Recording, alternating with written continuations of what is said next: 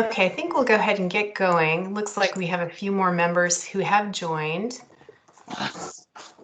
Welcome, everybody, to the Assembly Budget and Finance Committee of the Whole. And let me just confirm that the recording is on, Ms. Camacho? Yes, it is. Thank you very much. It is Thursday, May 20, 2021. We are noticed from 1 to 2 p.m. today. I'm Suzanne LaFrance. I'm the chair of this committee. Our vice chair is Assemblymember Perez Verdia, who is unable to attend today and excused. Ms. Camacho, would you begin with the roll, please? Yes. Ms. Allard? Mr. Constant? Mr. Dunbar? Here. Ms. Kennedy? Ms. LaFrance? Here. Mr. Perez Verdia? Mr. Peterson? Present. Mr. Rivera? Present. Mr. Weddleton? Here. And Ms. Zalatel.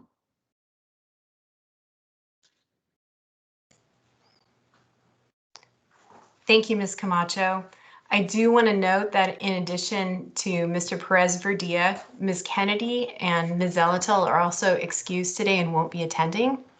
I also wanted to mention, since it came up in the last meeting regarding a quorum for committee meetings, I just want to clarify the rules. A quorum would be 6, but we are not required to have a quorum unless we are taking a vote on something, which I don't know if we have ever done in this particular committee, but we will not be doing today. So there's no need for a quorum for an informational meeting. Also wanted to mention that the agenda is online on the committee's webpage. If you go to muni.org, click on Assembly, go to Committees on the left, and then scroll to Budget and Finance Committee, and you will be able to pull up the agenda. That is the only document that we have for today's meeting. We will have verbal updates. And before we begin with our first item, I just wanted to check with the committee members if there are any changes proposed for the agenda today. Okay, we'll go ahead and get started with letter A, report from the Budget Advisory Commission. And I believe we have the chair, Ms. Rodriguez, on. I am. Thank you for the opportunity. Appreciate it. So the Budget Advisory Commission, we regret not having enough time to really give everyone in-depth feedback on the initial spending of the ARP funds, but did want to express that we are generally supportive of the way the funds are distributed, and appreciate being able to look at it. And yeah, we will. we all wish we had more time, and as I'm sure you all did as well, to look through and make choices about what to fund and what not to fund. One of the pieces of feedback that came up as we were kind of going back and forth about it and getting everyone's input and feedback was that the method of creating the plan to share the initial 51 million resembles methods that have been used in the past, which kind of favor those who have the time to advocate, have the ability to propose shovel-ready projects and things like that. And so as we look at wanting to increase equity in terms of what projects are funded and who is able to put forth projects to fund, we might want to think about how we're taking in proposals and how we're deciding on what to fund, and how that might be able to increase equity in the future, especially as we look at the distribution of the latter half of the ARP funds. We don't at this moment have any particular pieces of feedback on if we were to do this, then we really think that would have a positive impact on equity. But that's something that we could look into as well. We did want to ask this body about your time frame for distribution of the remaining funds, so that if the time frame is long enough, then the BAC feel like we kind of collectively feel like we could offer some thoughtful feedback on spending those funds to strategically advance Anchorage's economy. So that's kind of a question back to this body on what time frame are you looking at to distribute those funds, and how would you like us to use our time to be most thoughtful and most helpful to you, of course, on the distribution of those funds. And those are all the comments I had. Thanks. Thank you, Ms. Rodriguez. We appreciate you being here and the update and all the work that you and the other commission members do. So just so I am clear, you are referring to the distribution of the next tranche of funds?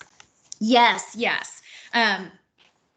Yeah, we wish we could have kind of given you all a formal resolution of support, different types of funding and that sort of thing. We really were still in the weeds in looking into the best methods of distribution and all those sorts of things when the assembly had to go ahead and vote on how to spend the funds.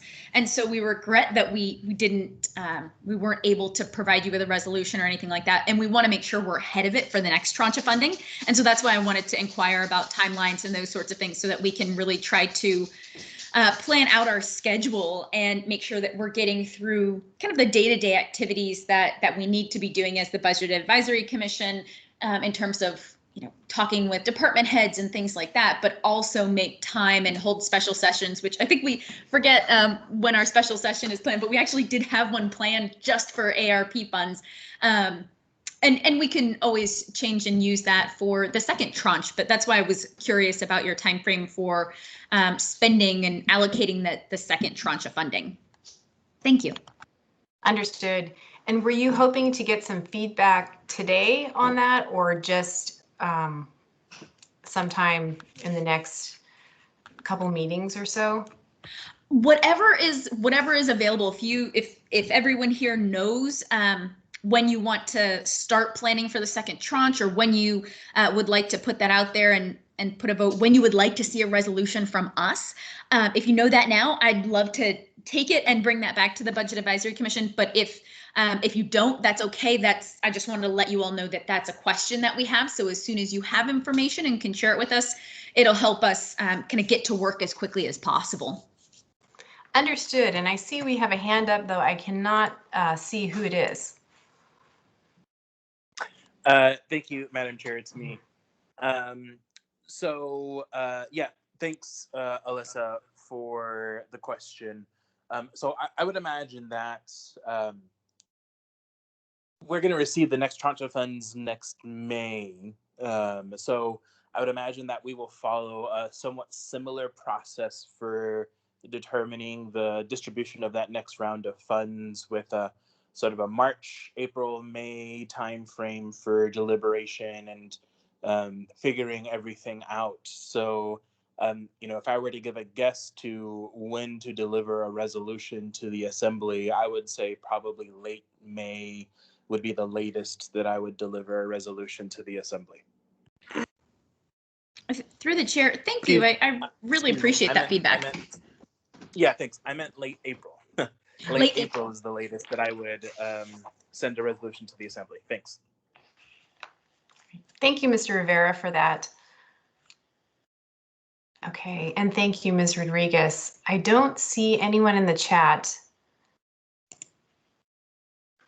Okay, well, thank you so much for being here. Again, appreciate your work and all the time you and the other commissioners put into the process and then providing feedback. So thank you.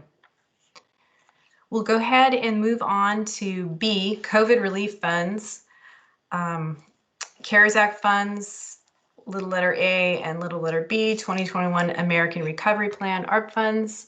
Is there someone from the administration who would like to take this item?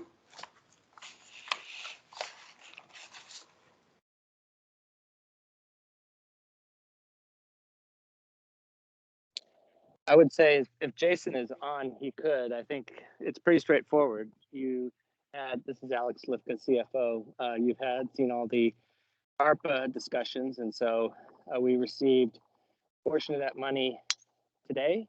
And so we're really going to start working on getting the money out as soon as possible. In terms of CARES, we continue to finish up that money that we received last year, and I'll stop and see if there are any questions. Mr. Peterson. Thank you, Madam Chair. And Mr. Slivka, I was wondering, what is the quickest way for people to get the funds in their hands? Is it a bank transfer, a check? What do you prefer? Generally, we do things via a bank transfer. So I think as Mr. Bockenstead detailed in your discussions, once this is approved, we have to set up all of the various internal structures. And so we think early next week we'll be able to start transferring that money. And it will be, we'll need contracts in place as well. And I apologize for the wind noise on that point. There'll be contracts need to be in place. So for those entities that we're just finishing up the wait list, we already have the contracts in place, but for new people, we're gonna have to get the contract signed before we can send them the money. I'll stop there. Could I follow up, Madam Chair? Yes, go ahead, Mr. Peterson. Thank you. So who was the contact person at the Muni? Is that you, Mr. Slivka? No, that would be through the chair. That would be Mr. Schutte for much of this stuff would be the person to contact to coordinate. He and his team are going to coordinate the contractual related stuff. Okay, thank you. Thank you, Mr. Peterson. Thank you, Mr. Slivka. Any other questions from members? Okay, if not, we will go ahead and move on to C, update on 2020 and 2021 budgets. Mr. Wilbur, OMB Director, if you would take us through this, please. All right. Thank you, Madam Chair, members of the Assembly. Appreciate it. So what I'm going to 2020 year end is I'm going to say about 95+% done. We were hoping to get a final report to you next Tuesday, but I elected to hold it back until the June meeting. And the reason is while we are closing 2020, one of the important pieces in all of our closure is making sure that the cleaning up and adjustments to the major funds, one of them being ML&P. And so working with Alex's team, and as a result of some audit recommendations and year-end actuals, the administration is going to be putting an addendum item on the table that will clean up some of those things. Some of the project costs are going to go up a little bit and some of them are going to go down, but it's pretty much a net zero. That Assembly action, assuming the Assembly approves that, that will influence a little bit of the year-end budget to actuals for a couple departments. So wanted to make sure that the Assembly got the opportunity to take a look at that document. It's really going to affect probably the HR, human resources, the most, because there's a contribution to PERS. And there was also a little bit that had to do with SAP debt to ML&P, so that it would affect IT a little bit.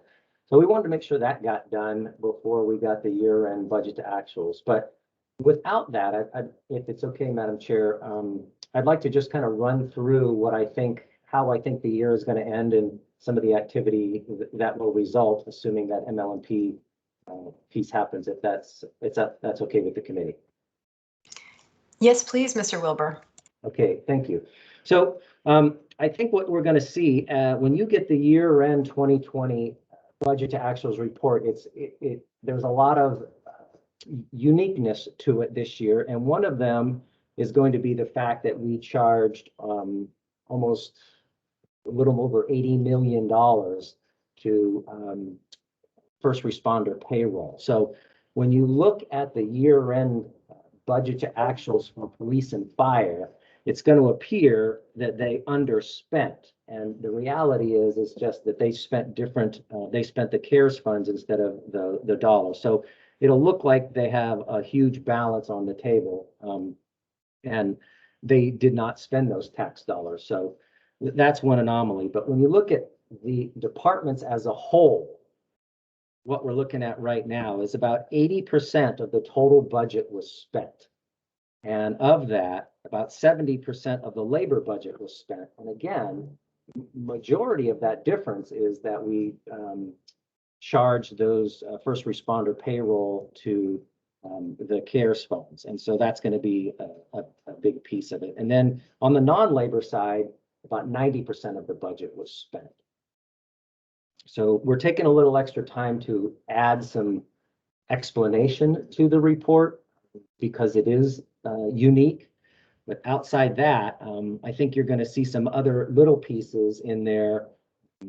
Normally at the end of the year, we have departments that at the end of the year, they may have spent more than their appropriated budget. So we have to do some cleanup. Sometimes that involves police and fire. This year it will not, because the dollars that they may have spent over their budget were covered by the first responder payroll. So there's no adjustment to the general government. But as I've mentioned in the past, last year, we had a couple departments where we budgeted their leave cash out and they exceeded that amount. And so you'll see a couple departments like development services, probably project management, engineering, and internal audit, where the amount of leave cash out budgeted was not enough. So we'll need to true that up, and that will require a supplemental appropriation.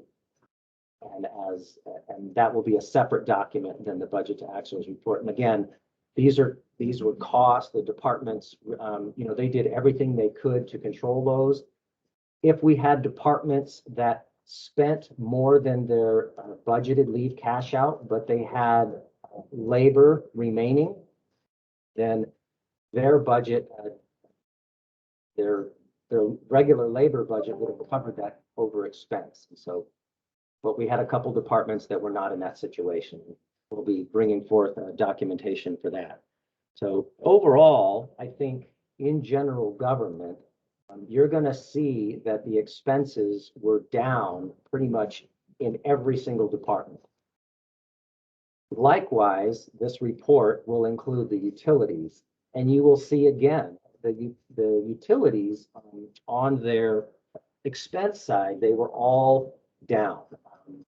And the reason is they did that on purpose because they knew their revenues were likely to be down. So they started to make management decisions to curb those expenses. And so when you see the year-end report, their total expense budget is probably going to be somewhere between 83 and 96%, depending on the utility. So, but you'll also see that their revenues were commensurate to that. In some cases, at year-end, some of the utilities actually did better than they thought. A little bit in AWWU, a little bit in solid or in SWS.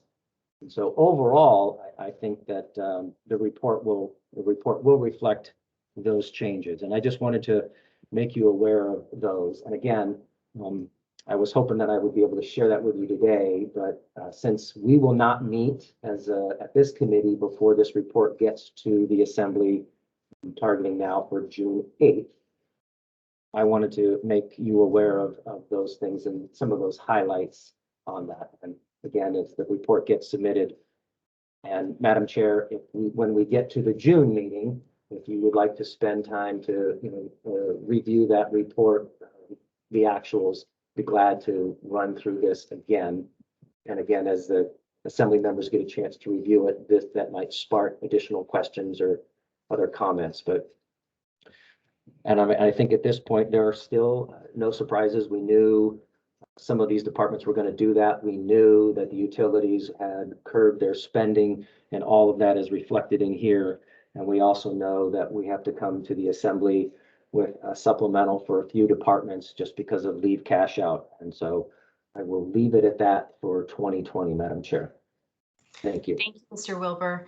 We do have a question for you from Mr. Weddleton. Yeah, thanks. This might stray beyond the topic, and so Suzanne, you can give me the hook. But with the new mayor coming in, there's a transition period, and the budget was so complicated last year and even this year. Is there, I don't know, what happens on a transition? Are you working with someone now, or Do you have any indication on how that'll go and how someone can be brought up to speed? Through the chair, Mr. Wilton, I have not been contacted by anyone on the transition team. I'm not directly working with anyone, but obviously we're going to do everything we can to make that information as clean, as simple and clear as possible. And so obviously there's the team here at OMB will be supportive of the incoming administration and any information they have. You are right, Mr. Weddleton. The budget last year is a little bit more complex than normal. So, yeah, we're going to help them as much as we possibly can and as much help as they want to receive. No, that's great. Thank you. Thank you, Mr. Weddleton, and thank you, Mr. Wilbur. Okay, do members have any other questions for Mr. Wilbur on this point? Or anything related to the 2020 and 2021 budgets? We had little letter C, impacts of COVID-19 on the budget. I think we covered that, or Mr. Wilbur covered that already, but if anyone has anything else. And I don't see anyone. Oh, yes, go ahead, Mr. Wilbur. Yeah, so as 2020 comes to a close and that comes to and we're able to give you the final report. I know that Alex's team is working diligently to start closing the 2021 months as they come in, and so as we're working with them, we should be right behind you with the 2020 year end with the 2021 first quarter, and so we'll be working with his team to get you that as soon as we can as well. So just be apprised. Thank you. Great, thank you.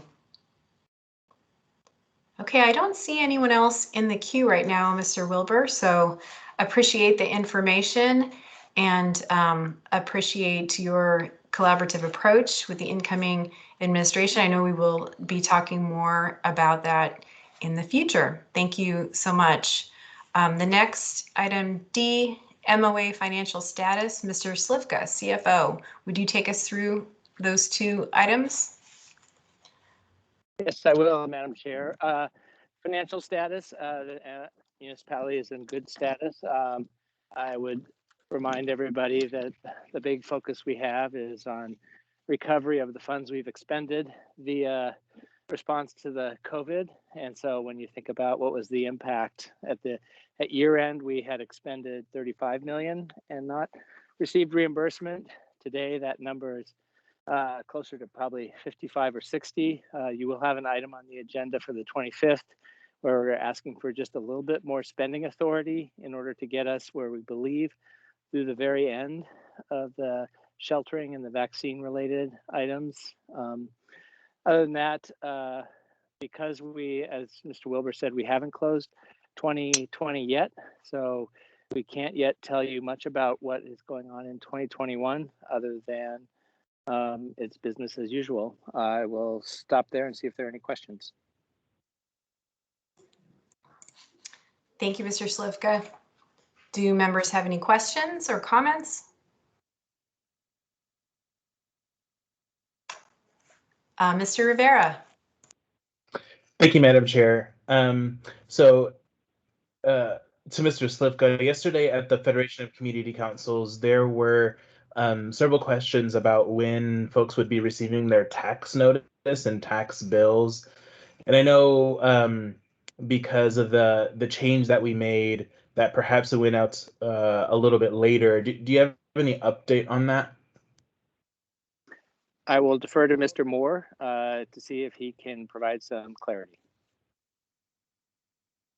Okay, this is Dan Moore. Thanks, Alex, and to Madam Chair, and to Chair Rivera. The tax bills, this is for the real property for 2021. They hit the mailbox on Monday, the 17th of May. Normally we get them out on the 15th, but that was a Saturday this year, so it fell to the Monday. And so they are in the mail. They probably, I can't guarantee the Postal Service in terms of the speed here, but I would imagine by the end of this week, most everybody will have received their tax bill. We do have a resolution going to the Assembly in late June to set the business personal property and mobile home personal property tax due dates. So that'll be about a month from now that you'll see that. And pretty much for tax year 2021, our proposed due dates are going back to the standard time frame that we've used for many, many years for both real and personal property. So hopefully that answers that question. I also do have a little bit of information on revenue only specific to alcohol, if you want me to share that. Yes, please. And just let me circle back with Mr. Rivera. Did you have anything else that you wanted to ask? No, I think that covers it. I just to reiterate, a bunch of folks yesterday at a meeting hadn't received their bill, so hopefully they get it in the mail today or tomorrow, and they know what they owe. Thank you. Thank you, Mr. Rivera. And yes, Mr. Moore, if you would go ahead with that update. Thanks. Okay, Madam Chair, thanks. And also, just to follow up to what Chair Rivera was saying, the information regarding what people owe for 2021, it has been on the website, the Muni website, since about May 4th or so. So it's out there. If someone wants to know what they're going to owe, it's there. I know for me personally, my value went up about 6%, and because of the school debt reimbursement, my taxes are up substantially for this year versus last year. I think almost $800. So it's quite a spike. So I imagine the Assembly is going to hear quite a bit of feedback about that from taxpayers. Okay, so on the alcohol tax, let's see. What I wanted to share with the Assembly is that we are tracking it month by month. And when we first estimated alcohol tax, and this is with our former employee that is no longer here, we're still working on filling that function. We're waiting on HR to finish off the paperwork we submitted. But anyway, so we have a document that projects out what we think 2021 will produce for alcohol tax month by month. And what we do, and sorry, I'm stumbling on my words here. We have what we call mid-range or midpoint targets. So when I look at the first 2 months of filing, and remember there's a lag time between when people file and when the money is received and posted. So right now at this point in time, we only have 2 months worth of information. That would be for February alcohol sales, these are retail sales, and for March. When I add up those two numbers, the actual numbers, it's about $1.7 million. And it's 97% of where we thought we would be after the first 2 months. So we're within $50,000 of that initial estimate, which is really good news. It is a seasonally sensitive tax. So we expect in the summer months, which we're starting to hit now, it will go up quite a bit in terms of the volume of sales. And so that is, it's already built into those numbers. So we'll be able to track both month by month and cumulatively how we're doing so that we know how we hopefully will end up for the year. The budget was somewhere around 11.6 million, or that was our projection. I think the budget is close to that, 11.6 million for the year. And that's 11 months worth of tax sales that were estimated. Just a couple other things on alcohol tax, and I'll be real fast here. I just want to make the Assembly aware that the business community that is in the retail alcohol business sector, they now have the opportunity to use a new functionality that we developed for e-filing and e-pay for all alcohol taxes, and they're expected to file that because there's so many of these entities. We're not staffed to do manual paper filings. So that started about a week ago, and it's been running really smoothly. And we're just very excited that we finally got to that point, because that was a huge hurdle for us to go from nothing to being able to go live with that. So that has been turned on, and that's going to help both the businesses and us be much more efficient in how we track the filings. The other thing is we are now a few months into businesses needing to have been registered and to file. We have seen some non-compliance, either in registering or not filing. not registering or not filing. So we are starting to go more progressively down the path of enforcement. We're starting to do some site visits, and we're getting some immediate compliance, which is really good. We also expect in the month of June, we will start doing more formal field type audits where we will look at the first probably 3 months of activity to make sure that various businesses that are flagged because we may have indications that their numbers appear a little on the low side. We're going to look into those situations and make sure that they did pay all the tax that was owed starting from February 1st forward. So that's another new initiative that we'll start doing in June. And other than that, we will start getting geared up to analyze 2021 revenues. Again, we're short on resource at the moment, but we will do our best to give you some baseline information. Hopefully in the month of June. If not June, it will be early July, and we'll just see how it goes. A lot of our major revenues are quarterly, so we don't necessarily know exactly how it's going, but we can look at certain other things, other sources to give us some early indication.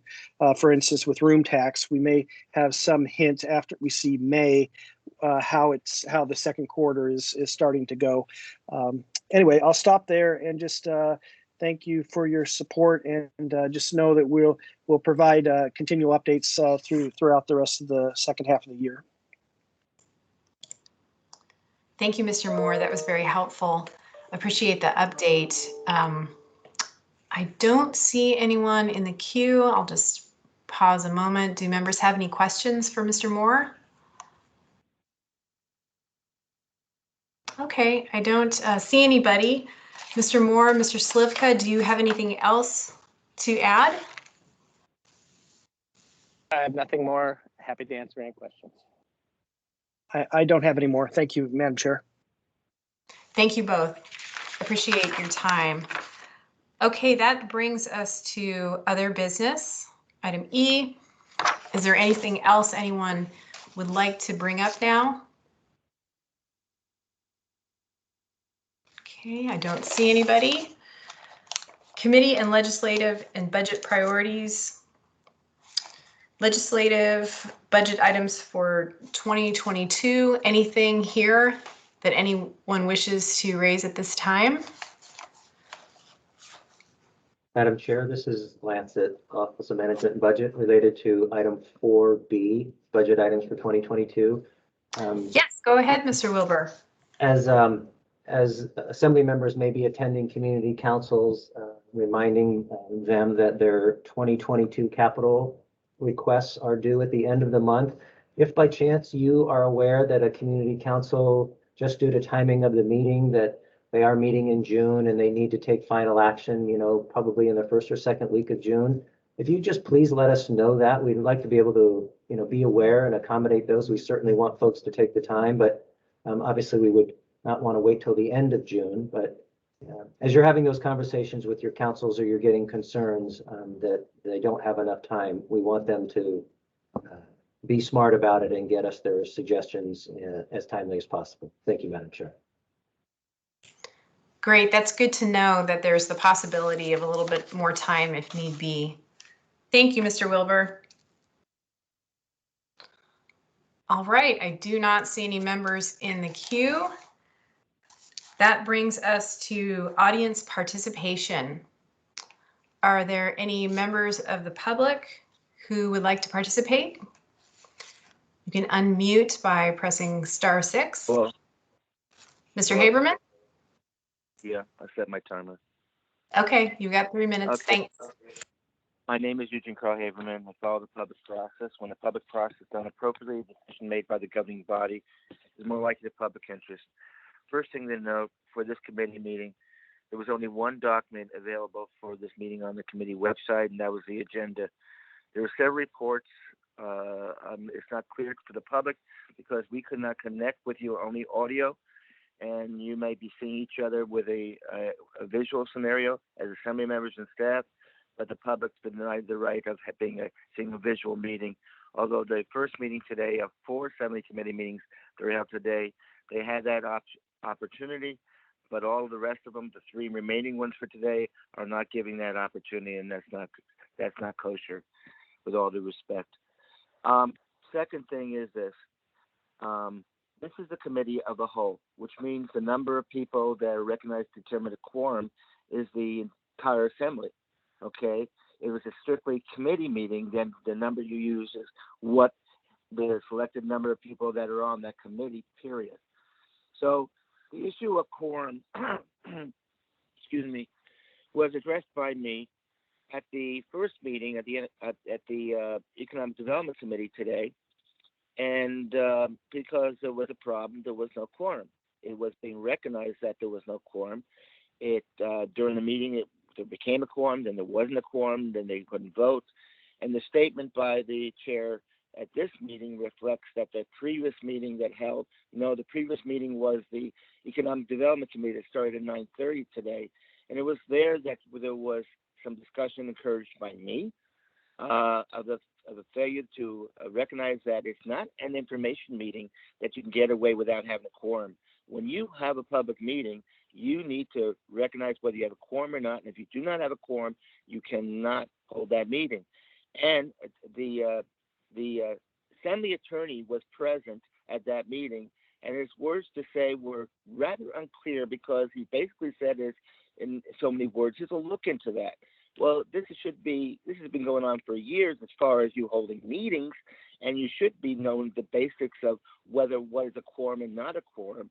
And you can't do it as an assembly as a whole at the regular special meetings when you meet at LUSAC, and you can't get away with this scenario here. And the last thing, as far as information, there were a lot of reports given out, but it was verbal. I don't know if you got those reports, but it concerns me that on the financials, that you should have a situation when those reports are given out, there should be a written report so the people and the public can see it and digest it.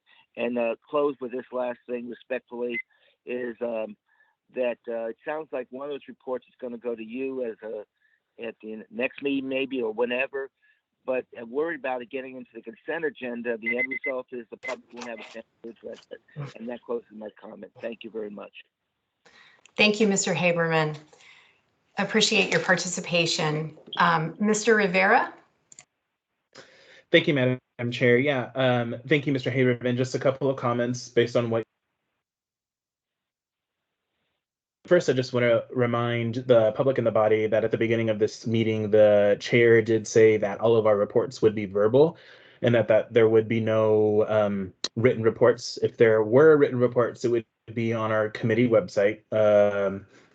And then just also wanted to correct a little bit of information. So when a committee is a committee of the whole, what that simply means is that is a committee of all of the members, and all of the members, all 11 of us, are part of that committee.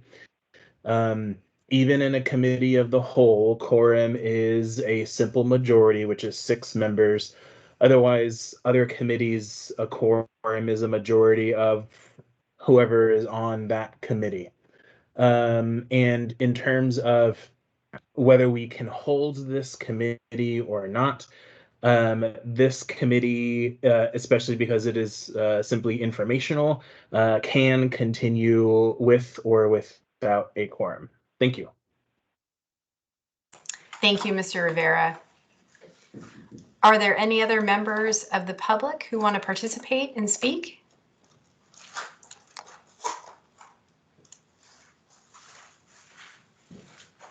Okay, I don't see anyone or hear anyone.